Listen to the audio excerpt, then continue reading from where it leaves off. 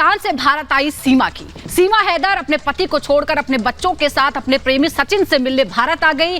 वो भारत की नागरिकता चाहती है, मोदी जी से, योगी जी से गुहार लगाती है, लेकिन जिस तरह की भाव भंगिमाएं हैं, जिस तरह की बॉडी लैंग्वेज, जिस तरह की बातें सीमा करती हैं, उसे लेकर कई तरह के प्रश्न खड़े हो रहे हैं। सवाल यह है कि क्या सिर्फ वो सचिन के प्यार में हिंदुस्तान आई है या फिर जासूसी करने। रिपोर्ट आपको दिखाते हैं।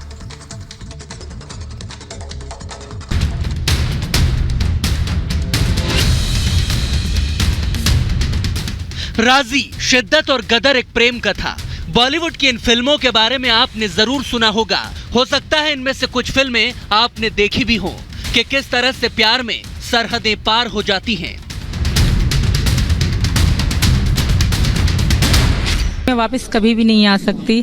हाँ, बच्चे उनके पास जाना चाहते हैं तो मुझे कोई आपत्ति नहीं है, भले बच्चे चले जाएं उनके पास। अगर जाना चाहते हैं बच्चे, जबरदस्ती बच्चे भी नहीं भेजे, क्योंकि उन्होंने मेरे बच्चों को कभी इतना प्यार नहीं दिया। हिंदी फिल्मों की काल्पनिक कहानियों के इतर उत्तर प्रदेश के ग्रेटर नोएडा की रियल स्टोरी इन दिनों खूब चर्चाओं में है। इस कहानी के मुख्य पात्र हैं सीमा हैदर, जो पाकिस्तान से अपना घर-बार और पति छोड़कर हिंदुस्तान आ चुकी हैं, सिर्फ इसीलिए क्योंकि उसे यहाँ के एक लड़के सचिन मीणा से प्यार हो जाता है। सीमा का पति अब गुहार लगा रहा है कि उसकी पत्नी को वापस पाकिस्तान भेज दिया जाए। शौहर, बीवी और सचिन के इश्किया की कहानी भी फिल्मी और मजेदार है। इस पूरी स्टोरी के पीछे साजिश और शक की सुई लगातार घूम रही है। कई सवाल हैं जो अब जवाबों की परतें खोल रहे हैं। हिंदुस्तान और पाकिस्तान जाना वहां के रहने वाले लोग ही जानते हैं कि इसको करने से पहले कितना सोचना पड़ता होगा। बिल्कुल मैम, पहले तो मैम मैंने इंडिया के वीज़े के लिए कोशिश करी कि इंडिया का वीज़ा नहीं मिला मुझे। इस कारण, इस मजबूरी में मुझे यहाँ आना था, इनके साथ ज़िंदगी बितानी है, तो इसलिए मैंने ये थोड़ा गलत रास्ता अपनाया। मैम बाकी सारी चीज़ें मेरी सही थी। वहाँ से जो दुबई से नेपाल तक मैं बिल्कुल कागजात के साथ आई, टिकट थी मेरे पास। हाँ, ये मेरी गलती है कि मैं इंडिया में जो घुसी, इंडिया में आई जो नेपाल से मैं, वो मेरे पास उसका इंडिया का वीज़ा नहीं था। पर मैंने सचिन से हेल्प मांगी। सचिन पहले भी आ चुके थे नेपाल, तो इनको पता था इतनी चेक इन नहीं होती। तो रात का समय था जब हमने बॉर्डर क्रॉस करा, तो बहुत अच्छे थे वहाँ के लोग, और मैं इंडियन बता रही थी खुद को, तो इतना मुझसे सवाल जवाब नहीं किया गया, क्योंकि मैंने अपना एड्रेस यहाँ का लिखवाया हुआ था, मेरे पति सचिन का नाम दिया हुआ था, पापा का भी नाम दिया हुआ था, तो इतनी ज़्यादा वो मुझसे नहीं हुआ। सीमा से सवालों और जवाबों का सिलसिला आगे भी जारी रहेगा, लेकिन कई ऐसे सवाल हैं जो सीमा हैदर के जासूस होने की आशंका को जन्म देते हैं। मसलन, सीमा ने भारत में एंट्री गैर कानूनी तरीके से क्यों ली? उसने 2 देशों की बॉर्डर आखिर कैसे पार कर ली? अपना देश छोड़ने की हिम्मत सीमा में कैसे आई? एक पाकिस्तानी महिला इतनी अच्छी हिंदी कैसे बोल लेती हैं?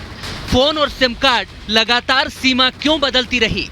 क्या सचिन मीणा ISI के हनी ट्रैप में फंस चुका है? क्योंकि ये कहा जा रहा है कि सीमा का भाई पाकिस्तान की आर्मी में है। इन्हीं सवालों पर जब हमने एक्सपर्ट से बातचीत की, तो सुनिए उनका क्या कहना है। क्यों नहीं आकर के उसने हिंदुस्तान की अथॉरिटीज को बताया कि भाई मैं इससे इश्क करती हूँ और मैं इससे शादी करने के लिए यहाँ आई हूँ? क्यों इस बात को छुपाया गया? मैं तो एक कदम आगे बढ़ूंगा, जो विक्रम सिंह जी कह रहे हैं कि इस पूरे परिवार की इंक्वायरी होनी चाहिए कि इस परिवार के बैंक अकाउंट कितने हैं, कितना पैसा इस परिवार को मिला है। इस परिवार ने क्यों नहीं बताया कि एक पाकिस्तानी नेशनल को इन्होंने अपने यहाँ पनाह दी है? क्यों नहीं बताया गया इस बात को? इंटेलिजेंस एजेंसी से गहराई से उनसे पूछताछ करें, उनका और किससे पाकिस्तान की पुलिस और इंटेलिजेंस एजेंसी से क्या क्या संबंध रहा है, संपर्क रहा है, और PUBG खेलते खेलते ऐसा कोई प्रेम संबंध उत्पन्न हो जाए कि व्यक्ति अपना घर द्वार छोड़ करके भारत आ जाए।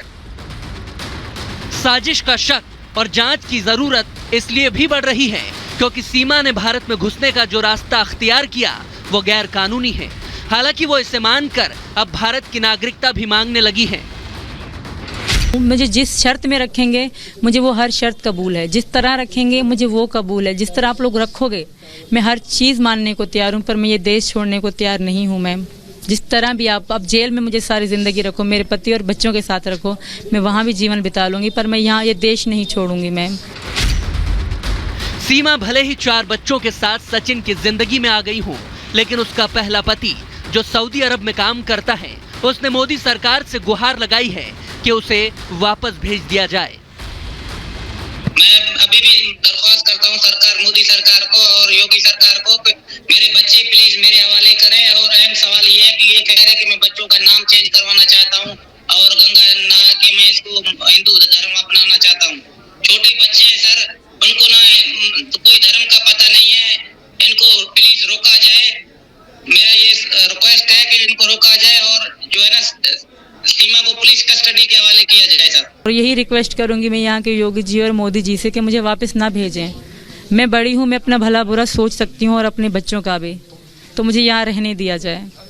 मैं अपनी गलती मानती हूँ, जो मेरी गलती की मुझे सज़ा दी जाएगी वो भी मुझे कबूल है, स्वीकार है।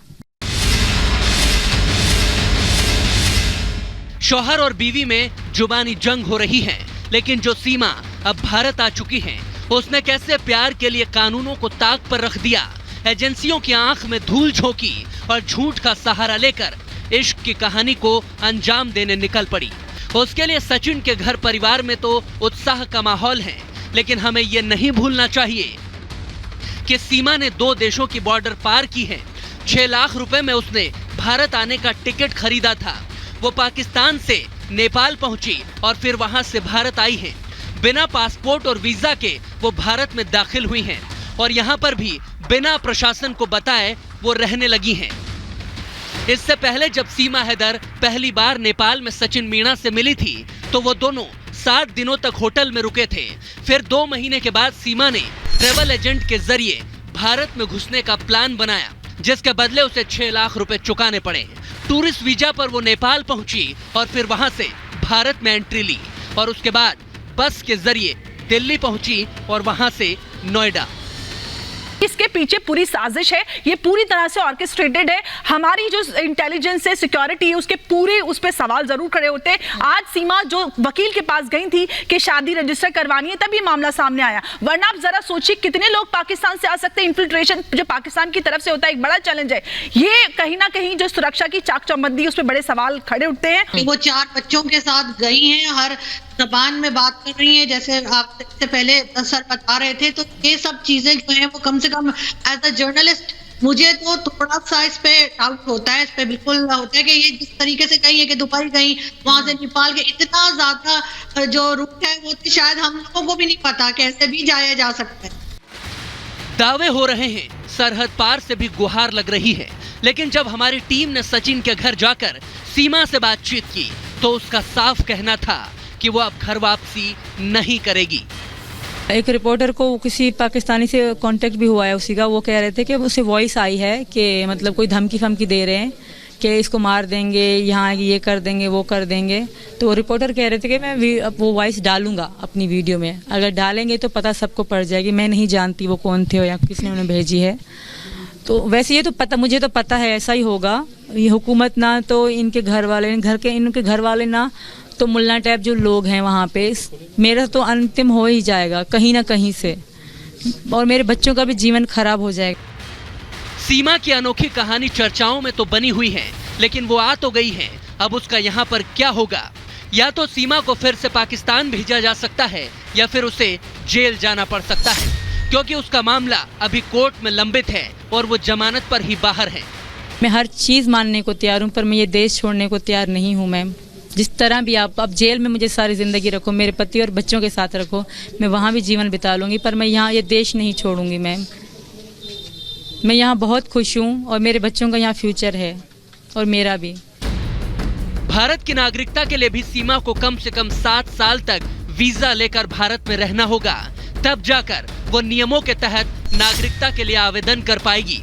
यानी पाकिस्तानी सीमा हिंदुस्तानी बहू बनकर रहेगी या उसकी जासूसी की पोल खुल जाएगी। इसके पड़ताल हो रही है और अब हर पल सीमा एजेंसियों के रडार पर है। Bureau report, Republic Bharat.